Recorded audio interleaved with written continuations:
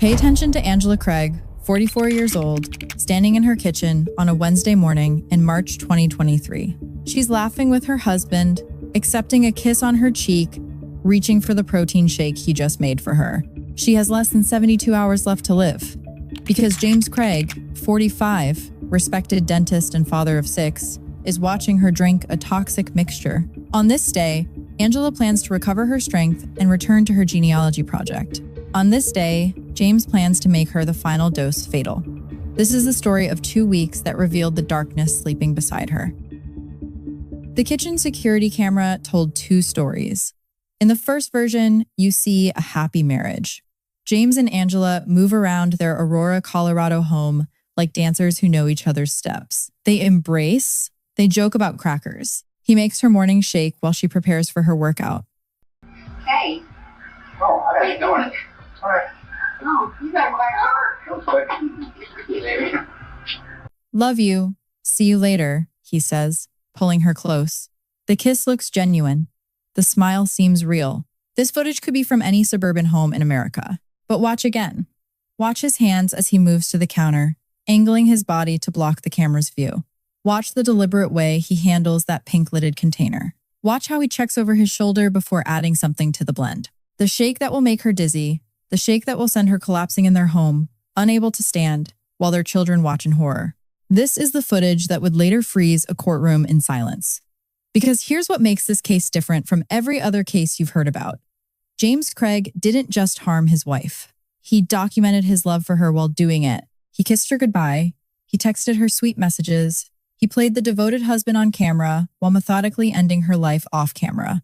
The duality wasn't an act that slipped occasionally. It was his daily routine for 2 full weeks. Angela Craig was not naive.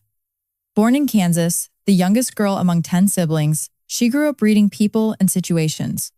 Her faith taught her forgiveness, but her instincts screamed warning. 6 years earlier, James had admitted to medicating her, claiming he was struggling with his own mental health and didn't want her to wake and stop him. The explanation never quite made sense. You don't medicate someone else to facilitate your own final act. But Angela chose to believe. She chose her 6 children and her marriage over her doubts. Now, in March 2023, those doubts were screaming again.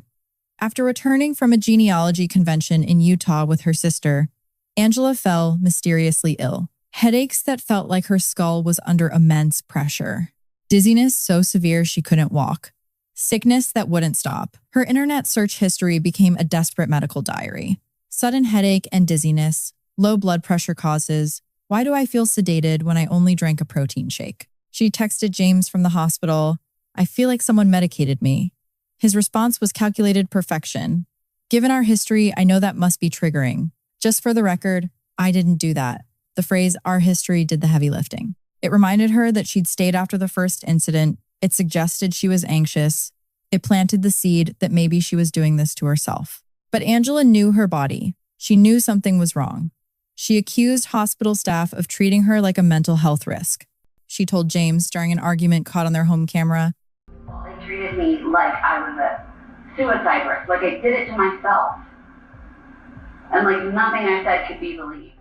She was right to be angry.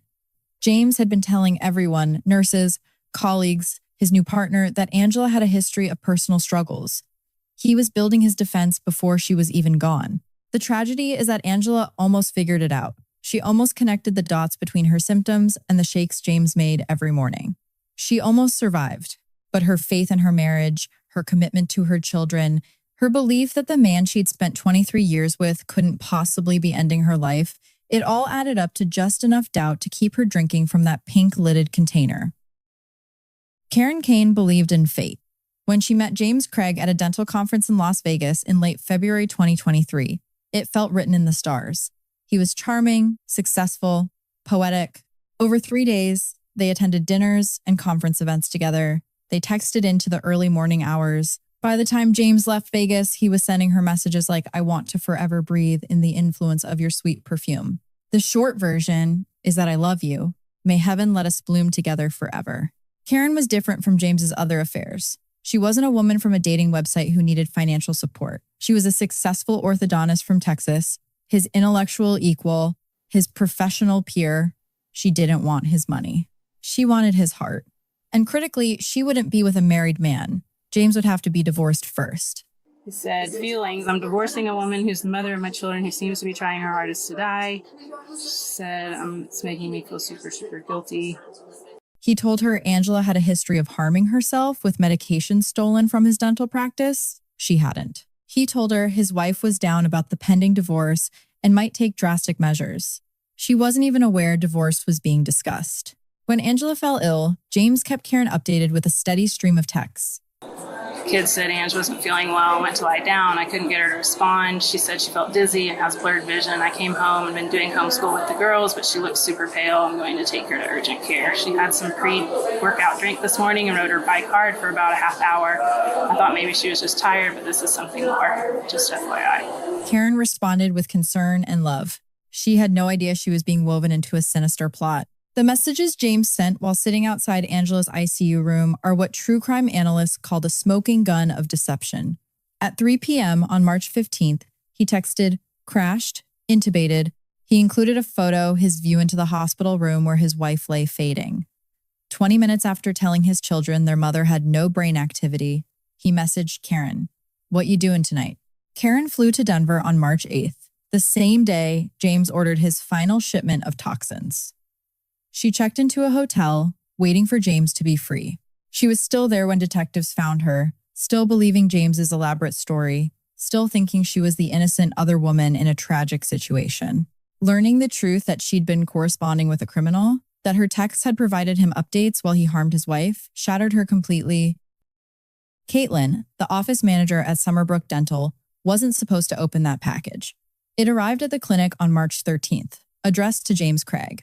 But in the chaos of running a busy dental practice, packages sometimes get opened by mistake. When Caitlin tore through the shipping tape and found a container labeled potassium chemical, her blood ran cold. She immediately told James's business partner, Dr. Ryan Redford. Together, they confronted James. His explanation was smooth, rehearsed. He was working on a cranial facial reconstruction case and needed the chemical to test metal layering. It sounded medical enough to be plausible, but something felt wrong. Why would a dentist need such a restrictive substance? Why have it shipped to the office instead of his home? Why did he look so nervous when they asked about it? Ryan and Caitlin made a choice that day. They could accept James's explanation and forget about it. Or they could trust their instincts. When they learned Angela was in the hospital with mysterious symptoms, Ryan drove there immediately, not just to support his colleague, but to discreetly tell nurses about the chemical. That conversation saved the investigation. Without it, Angela's passing might have been ruled natural causes. The autopsy might never have tested for exotic substances. James Craig might have collected $4 million in life insurance and moved to Texas with Karen. Caitlin had another crucial observation. Days earlier, she'd found James in exam room 9, after hours, lights off, hunched over the computer. This was odd because James had a computer in his office and a personal laptop. Why use this specific computer in the dark? When investigators checked that computer's search history, they found his roadmap to a crime. What amount of heavy metal toxin will end a life? Is toxin detectable in autopsy? Top 5 hard-to-trace substances that show no signs of foul play. The female office manager and the female forensic nurse who called police. These women didn't have badges or authority. They just had instincts that something was catastrophically wrong. And they acted on those instincts despite the professional risk. If they'd stayed silent, if they deferred to the male dentist's authority, Angela's case would have been closed. When the medical examiner opened Angela Craig's body, the evidence was overwhelming. Lethal doses of restricted chemicals, lethal levels of a common eye drop ingredient, the active compound in those 7 packages James bought, and heavy metals. 3 different substances administered over 2 weeks, each dose calculated to cause maximum suffering without immediate passing. The pink-lidded protein shake container from the Craig home tested positive for the eye drop chemical. The computer in exam room 9 had search histories for every substance found in Angela's system. James's Amazon account confirmed purchases. His email confirmed shipping confirmations. The FedEx tracking showed deliveries timed perfectly with Angela's symptom onset. But here's what makes this autopsy particularly chilling. James had researched which substances wouldn't show up on standard toxicology screens. He'd watched YouTube videos titled Top 5 Hard to Trace Substances. He'd specifically requested tox screens for Angela during her hospital stays, knowing the agents he'd used wouldn't appear. It was a calculated move to make himself look concerned while ensuring investigators would find nothing. What James didn't count on was a nurse suspicious enough to call police. He didn't count on a full forensic autopsy that tested for exotic substances. He didn't count on his business partner having a conscience. The perfect crime fell apart because people who barely knew Angela Craig cared more about the truth than protecting a colleague. Most suspects either lawyer up immediately or deny everything. James Craig did neither. When detectives arrested him at his brother's house just past midnight on March 19th, Oh, how are you? Great, how are you doing? Well, yeah. Hello. Hi. All right, Bob. You are under arrest. Okay. Okay? First-degree murder. Oh. he did something bizarre. He talked. Not a confession exactly, but not silence either. For over 20 minutes, he danced around the evidence while insisting he had answers that would make sense of everything. There are answers. And this makes a lot of sense once those answers come out, he told Detective Bobby Olson. There are answers. There are answers, and this makes a lot of sense once those answers come out, but I don't know how to navigate this. I've never done this before, and I'm scared to death. He mentioned a timeline he'd written on his iPhone the night before his arrest, a detailed account of everything that happened. Here's everything that happened from my iPhone that I wrote the night before you took my phone. I wanted to sit down and figure out the timeline so that I could remember exactly what happened and when. I mean, that's all there. But and so I don't know. I'm so sorry. I don't know, Detective Wilson. He explained.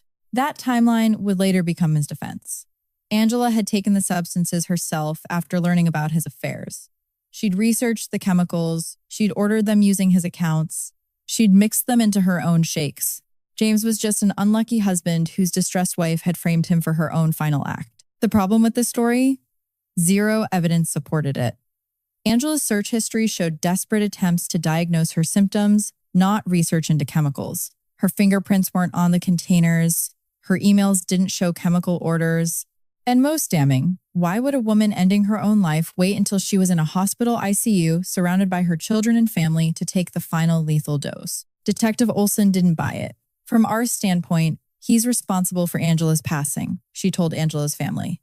There's no doubt in our minds. We wouldn't take him into custody this quickly if we weren't sure. If you thought spiking your wife's drink was the depths of James Craig's depravity, you haven't heard about the deepfake scheme. While sitting in county jail awaiting trial, James wrote a letter to his eldest daughter. The instructions were detailed and chilling. Purchase a new laptop using cash. Research how to create fabricated digital videos. Produce a fake video showing Angela asking James to buy chemicals for her. Make it look like a conversation they'd had weeks earlier. Once the video is complete, discover it as evidence. Get rid of the laptop immediately. Tell no one about the plan. This wasn't a desperate man grasping at straws. This was a calculated attempt to manufacture evidence using cutting-edge technology. James understood that juries might question chemical purchases and search histories, but a video of Angela requesting the substances in her own voice, that would plant reasonable doubt. His daughter faced an impossible choice. Help her father and potentially free him, or turn him in and guarantee he'd spend his life in prison. She chose truth. She brought the letter directly to police. Think about what this reveals about James Craig's psychology. Even facing overwhelming evidence, even knowing his children had lost their mother, he was willing to ask his daughter to commit a crime. He was willing to manipulate her grief and loyalty. He was willing to use artificial intelligence to desecrate his late wife's image. The narcissism is staggering. James Craig's cellmate, Nathaniel Harris, came to investigators with a story so outlandish it seemed like fiction, but every detail checked out. According to Nathaniel, James had developed an elaborate plan involving fake witnesses, manufactured evidence, and multiple targets for elimination. First, James wanted to create false witnesses who would testify that Angela had confided her plans to end her life to them. I told him that I was going to my ex-wife, and my ex-wife and her sister would be more than willing to do that. And he said that there'd be a blank check that halfway through, once they had convinced Harvey, his lawyer, that there were legitimate witnesses, that he would pay them both $20,000 or $10,000, half of it $10,000 at the beginning, and then $10,000 later down the line. They would claim to be old friends of Angela's. They would Photoshop pictures of themselves with her to prove the friendship. They would testify that Angela had been struggling, researching chemicals, planning her end. When Nathaniel showed interest, James escalated. He began discussing 3 people he wanted removed. Target 1, a retired Aurora deputy, who James claimed had been horrible to him in jail. He wanted to torture him a little bit. Then he said he wanted him hit by a car. Okay, and what other targets did he talk about? Bobby Olson. And why did he want to kill Bobby Olson? He said that she had stacked the deck against him and planted evidence in his case. Target 3, his former cellmate Rodney, who James believed had turned him in for the fake witness scheme. Another attack. Nathaniel, serving time for auto theft, wanted nothing to do with life sentences for solicitation. He went straight to authorities with recordings and detailed notes of every conversation. James Craig wasn't just a schemer. He was a man who viewed other human beings as obstacles to be eliminated. The deputy's crime? Being mean in jail. Detective Olson's crime? Doing her job. Rodney's crime? Having a conscience. Opening statements began July 15th, 2025. Prosecutors showed the jury surveillance footage, James kissing Angela goodbye, James making her shakes in the contaminated container, James entering her hospital room with what appeared to be a medical device. They showed his text messages with Karen Kane, the passionate declarations of eternal love sent while his wife lay fading. They showed his dating profile describing himself as a wealthy benefactor. The defense argued reasonable doubt. Yes, James had affairs. Yes, he'd been a terrible husband. But Angela's own diary showed she'd struggled with sadness years earlier. Maybe she really had taken the substances herself. Maybe James's suspicious behavior was just a philandering husband caught in unfortunate circumstances. The prosecution countered with insurance policies, 4 different policies listing Angela as the insured party, totaling $4 million in coverage, with James as beneficiary. They countered with a timeline, every chemical purchase coinciding exactly with Angela's symptom onset. They countered with James's own words to cellmates, plotting crimes and manufacturing evidence. But perhaps the most powerful testimony came from James and Angela's eldest daughter. "I was supposed to be able to trust my dad," she told the courtroom through tears. "He was supposed to be my hero. Instead, he'll forever be the villain in my book." After several hours of deliberation over 2 days, the jury returned its verdict. As to verdict form, count 1, murder in the first degree. We, the jury, unanimously and beyond a reasonable doubt, find the defendant, James Craig, guilty of murder in the first degree.